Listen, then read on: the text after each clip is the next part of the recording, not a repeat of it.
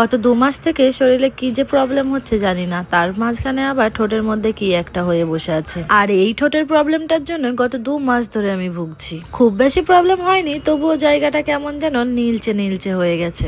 একটু আগে আমি একটা রিলস পোস্ট করেছি, তোমরা হয়তো দেখেছো সেই রিলসটাতে।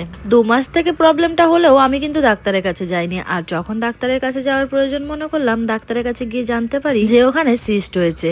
আমি হঠাৎ করে অবাক হয়ে গেলাম। সিস্ট তো পেটের ভিতরে হয়, কিন্তু সিস্ট যে মুখে ঠোঁটের ভিতরে হয় সেটা আমি কখনোই ভাবতে পারিনি। তারপরে ডাক্তারকে জিজ্ঞাসা করলাম যে এটা বারবার কেন হচ্ছে, কারণ এটা আমার 2 বার অটোমেটিক দাঁতের চাপে ফেটে গেছিল। আর সেই ফেটে যাওয়াতে কিছু লালা জাতীয় কিছু একটা বেরিয়েছিল। আর যতবার এই লালাটা বেরিয়েছে ততবার 2-1 ঘন্টার মধ্যেই কেন জানি না ওটা আবার হয়ে গেছে, পুরো ফুলে গেছে আর এরকম নীল হয়ে গেছে। তারপরে ফাইনালি ডাক্তারের মুখ থেকে যখন শুনতে পারলাম যে ওটা সিস্ট হয়েছে, তারপরে ডাক্তারে 1 সপ্তাহ আমাকে ওষুধ দিয়েছিল। ওষুধ খাওয়ার পরে আবার বলেছিল গিয়ে দেখা। আর এইবার ডাক্তারের কাছে গিয়ে ডাক্তারবাবু বললেন যে এখানটা আমার কেটে অপারেশন করতে হবে। আমি তো শুনে অবাক। তারপরে একটা সার্জনের নাম্বার দিলেন, সেই সার্জনের কাছে এখন আমি আবার ডাক্তারের কাছে যাব।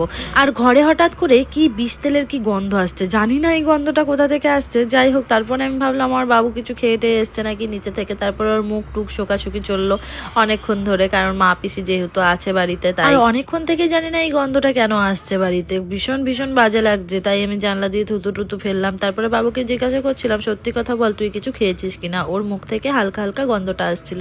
তারপর বুঝলাম যে না, ও খায়নি, ও একটা হাজমোলা খেয়েছিল, সেটার গন্ধ আসছে আর আমরা গুলিয়ে ফেলেছিলাম। শুনেছি নাকি এইরকম ধরনের গন্ধ আসা খুবই খারাপ। তারপর আবার সন্ধ্যাবেলা, জানি না কি হবে এবার।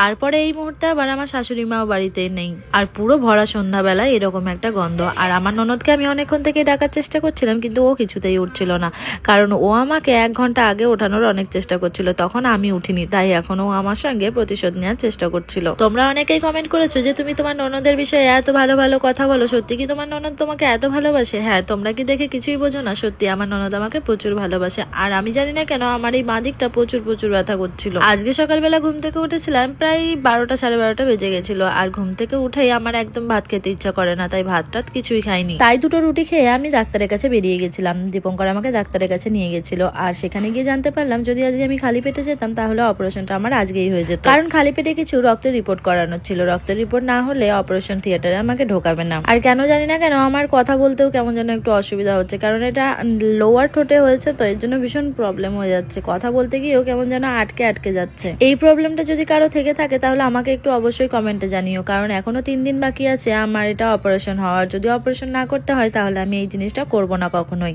আর দুপুরবেলা যেহেতু 2টো রুটি খেয়েছিলাম, তাই সন্ধ্যাবেলায় একটু খিদে খিদে পেয়ে গেছিল, তাই দেখছিলাম